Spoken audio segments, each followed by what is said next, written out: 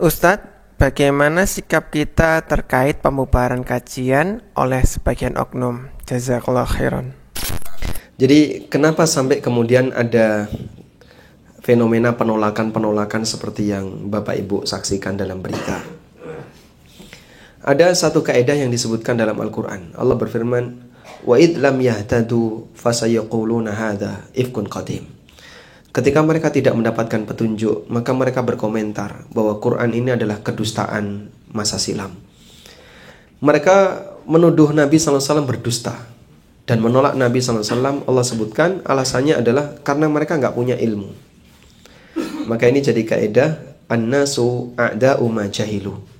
Orang itu akan memusuhi apa yang tidak dia ketahui. Ada pepatah yang dalam bahasa kita ya, tak kenal maka tak sayang. Sehingga karena belum mengenal, ya akhirnya mereka membencinya. Maka demikian pula ketika orang itu tidak mau mengenal, dia akan berusaha untuk benci. Dia akan membencinya. Padahal sebenarnya itu adalah kebaikan. Hal yang sama terjadi pada, jangankan dalam dunia dakwah ya, dalam dunia keseharian kita misalnya. Anak-anak yang dia nggak ngerti mana yang manfaat, mana yang tidak manfaat, dia akan membenci yang manfaat. Anak kecil yang suka sayur ada nggak, Pak? Jarang ya, jarang. Namanya anak kecil kalau dikasih sayur gimana? Nolak dia. Anak saya kalau makan mie misalnya kok ada bawangnya, nggak mau rumputnya gitu. Padahal bawang dikiranya rumput. Jadi dia akan menolak, padahal itu bermanfaat bagi dia. Dikasih sayur nggak mau, dia nolak. Karena dia nggak ngerti manfaatnya. Maka orang dewasa ngajari, ini bermanfaat bagi kamu, biar kamu sehat, biar kamu cepat besar, dan seterusnya. Dia dikasih makanan yang bermanfaat malah nolak. Justru makanan yang kira-kira membahayakan dirinya, itu yang digemari. Jajanan-jajanan pasar, bukan jajanan pasar, jajanan toko, yang mungkin berefek dampak buruk ke depannya. Itu yang mereka gemari. Kita sebagai orang tua gimana? Apakah kemudian menyodorkan apapun yang disenangi oleh anak? Tidak. Tapi orang tua sabar membimbing. Karena mereka nggak tahu. Sehingga dikasih tahu yang manfaat apa, yang berbahaya apa, dikasih tahu. Begitu orang dewasa, dia ngerti ini yang manfaat, maka dia mau mengkonsumsi itu walaupun rasanya nggak dia sukai. Pare itu pahit. Pahit, Pak. Tapi kenapa Bapak senang makan pare? Ya, saya merasa ini bermanfaat bagi badan saya. Selesai saya makan ini, badan saya terasa seger, terasa ringan, dan seterusnya. Demikianlah ketika orang itu sudah dewasa. Dia lebih memikirkan dampaknya daripada sebatas rasanya. Maka seperti itu pula yang terjadi dalam kehidupan kita ketika beragama. Namanya kebenaran itu berat untuk diterima. Kenapa? Karena terkadang bertentangan dengan kebiasaan dan rutinitas masing-masing orang. Ada 2 buku yang pernah saya tulis, Pak. Dan 2 buku ini mengalami fenomena yang sama. Buku pertama judulnya Ada Apa Dengan Riba. Ini buku membahas tentang masalah apa itu riba, rinciannya, kemudian kasus-kasus riba yang ada di sekitar kita dan seterusnya. Termasuk juga bagian solusi di bagian akhir. Ada salah satu jamaah yang cerita, dia ngasih hadiah buku itu kepada temannya. Lalu temannya tadi bawa pulang buku itu. Sampai di rumahnya, suami istri berantem, Pak. Suaminya marah karena istrinya bawa buku riba ke dalam rumahnya. Sampai dia ngancam, kalau sampai kamu berani buka buku ini, rumah tangga kita akan kebakaran. Dia takut untuk baca. Padahal saya tidak pernah cerita horor di buku itu. Tapi dia gak mau baca. Pokoknya jangan dibuka, jangan dibaca. Buku ini harus disingkirkan. Ini buku pertama. Buku kedua, saya punya buku judulnya Fikih ASN. Ini buku pernah kita bedah di beberapa tempat dan sebagian dihadiahkan ke ASN. Gak mau nerima, Pak. Gak mau saya, gak mau. Ada yang buku ini dihadiahkan ke ASN, dia tuh gak mau nerima. Bukannya gak mau baca, gak mau nerima. Maka terkadang ilmu bagi sebagian orang itu menakutkan. Itu yang digambarkan oleh Allah dalam Al-Quran. Fama lahum 'anit tadhkirati mu'ridin ka'annahum humurun mustanfira farrat min qaswar. Kenapa mereka berpaling dari peringatan yang Allah turunkan? Ka'annahum humurun mustanfira. Mereka itu seperti zebra yang berlarian. Farrat min qaswar, yang lari dari kejaran singa. Digambarkan oleh Allah seperti itu. Dulu orang musyrikin, mereka mengakui Muhammad itu menyampaikan bukan kalimat syair, bukan kalimat dukun, dan bukan orang gila. Bacaannya bagus, kalau didengar nyaman, terkadang membuat hati bisa terenyuh. Sampai di antara mereka ketika di depan umum menyatakan yang disampaikan Muhammad itu bohong, tapi kalau malam mengendap-endap ingin mencuri dengar apa yang dibaca Nabi SAW. Abu Jahal termasuk salah satunya. Itu sampai pernah ya Abu Jahal dengan siapa begitu, ketika dia berusaha untuk mendengar bacaan Nabi SAW di malam hari, terus papasan sama temannya. Duh, kok kamu melu ngrungokno? Jarene bohong. Batin tidak bisa dibohongi. Apalagi orang Arab yang mereka demikian punya kemampuan dalam menikmati bahasa. Sementara bahasa Al-Quran sangat indah untuk didengarkan. Sampai ketika Nabi SAW membaca surat An-Najm di hadapan banyak orang musyrik, beliau kemudian sujud. Di bagian akhir dari surat An-Najm kan ada sujud tilawah. Wa'budu lillahi wasjudu. Beliau sujud, seluruh muslim dan musyrik sujud semuanya. Muslim sujud, yang musyrik juga itu sujud. Kecuali Abu Jahal. Dia ngambil batu, lalu dia taruh di mukanya. Yakfi hadha. Ini udah cukup. Gak mau sujud dia, karena sombongnya. Demikianlah pengaruh indah yang sebenarnya. Mereka itu sebenarnya mau menerima. Cuman batin, karena sombongnya itu akhirnya dia mendustakannya. Ada seorang yang bernama Dimad Al-Azdi. Dimad Al-Azdi ini tukang ruqyah.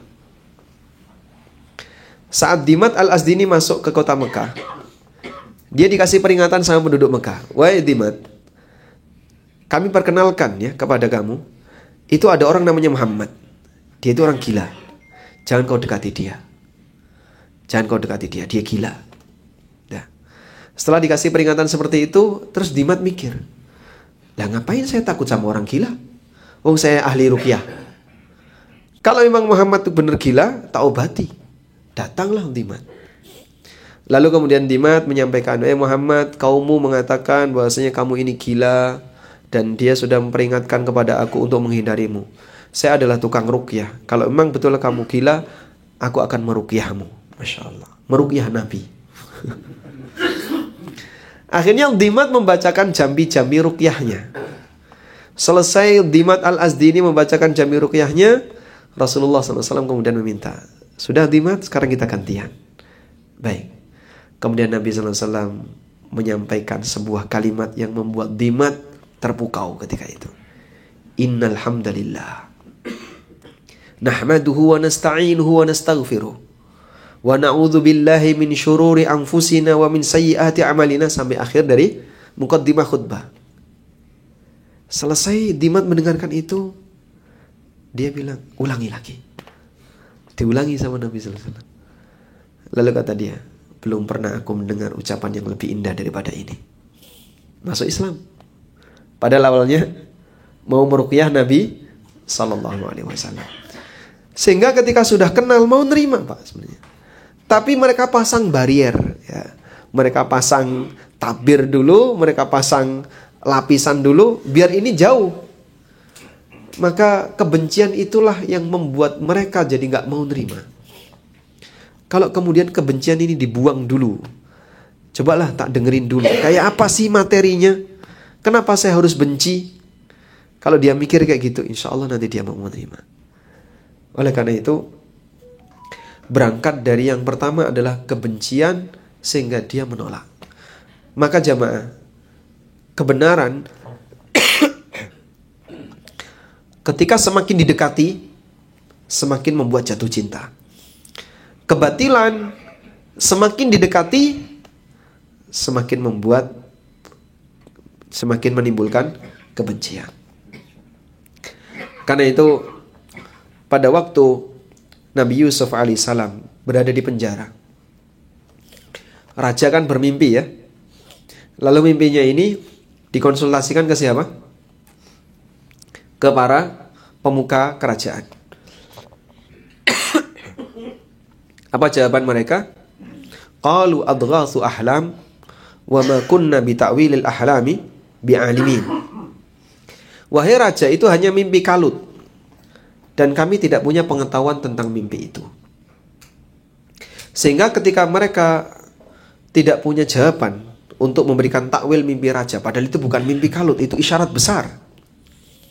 Andaikan takwil itu tidak disampaikan oleh Yusuf, mungkin Mesir kelaparan. Tapi Masya Allah, Allah menyelamatkan penduduk Mesir yang waktu itu beragama kafir dengan hadirnya seorang nabi yang pandai takwil mimpi. Nah, saat mereka nggak tahu takwilnya, mereka bilang itu hanya mimpi kalut. Andaikan selesai sampai di situ, Pak, mungkin Mesir akan apa? Kelaparan. Namun temannya Yusuf yang satu penjara dengan Yusuf yang sudah berhasil keluar, dia ngasih tahu, saya punya teman yang bisa seperti ini. Akhirnya sang raja ini mengatakan, wa qala al-maliku tuni bihi astakhlishu li nafsi. Sang raja mengatakan, datangkan Yusuf, saya mau berbicara secara langsung khusus dengan dia. Apa yang Allah katakan di situ?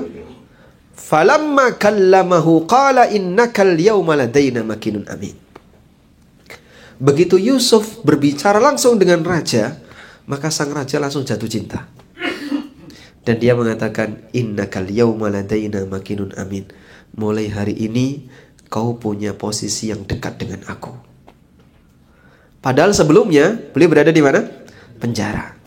Baru dengar-dengar saja katanya Yusuf pinter ini, pinter ini. Dan dia belum berbicara langsung dengan Yusuf. Begitu bicara langsung dengan Yusuf, maka sang raja langsung bilang, kau sekarang punya posisi khusus di dekatku. Sehingga Yusuf diangkat sebagai orang yang besar di kerajaan itu. Demikianlah yang namanya kebenaran itu, kalau orang mau menyingkap tabir kebencian tadi ya, tak dengerin dulu. Baik, silakan dengerin dulu. Yakin akan membuat orang semakin jatuh cinta. Sebaliknya, ketika orang itu berhadapan dengan aneka yang menyimpang, misalnya, katanya ini, katanya ini, katanya ini. Saya kok pengen dengerin langsung. Katanya dia hafal 500 kitab. Terus dia mau mengutip isi kitabnya. Saya tak dengerin langsung sih, apa sih isi ceramahnya? Inna maqali. Mekah Madinah. Maka semua orang akan semakin menyatakan, oh, ini kentean pil nih kayak ini. Makin tahu makin apa? Makin menjauh. Karena kebatilan ketika didekati makin kelihatan buruknya. Tapi kebenaran ketika didekati akan makin kelihatan sinarnya. Cuman kadang tabir itu menutupi dia, sehingga cahaya itu jadi gak kelihatan karena ditutupi dengan tabir kebencian tadi. Orang kalau mau nyingkap tabir kebencian ini, lalu mendekat tahap demi tahap, akan dapat cahayanya. Bapak Ibu bisa ingat ya, kebenaran itu nur, dan kebatilan itu dzulumat. Nur artinya apa? Dzulumat artinya lawannya, kegelapan. Sehingga mendekati kebatilan sama dengan kita menuju ruang yang makin gelap. Sedangkan mendekati kebenaran sama dengan mendatangi tempat yang makin terang. Tapi kenapa cahaya itu jadi gak kelihatan? Karena ada tabir surya. Makanya tabir ini harus dihilangkan dulu. Dan itulah tabir kebencian.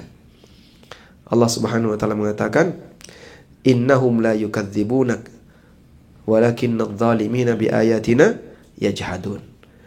Sejatinya wahai Muhammad, mereka tidak mendustakan kamu. Tapi orang-orang yang berbuat dolim itu melawan kebenaran. Sehingga karena kebencian itulah yang menyebabkan mereka tidak mau menerima dakwah Nabi sallallahu alaihi wasallam. Wallahu a'lam. Haji Furoda bareng Ustadz Amin Nurbait hanya $18.000. Hubungi 0812 9090 4331.